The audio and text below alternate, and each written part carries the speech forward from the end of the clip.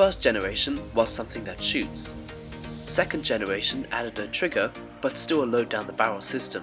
Third generation had a working mag, but no trigger with it. Fourth generation had all of those combined and in a rifle form, and while it did make it look better, it did give it a poor range. That was the main thing I wanted to fix with this new design.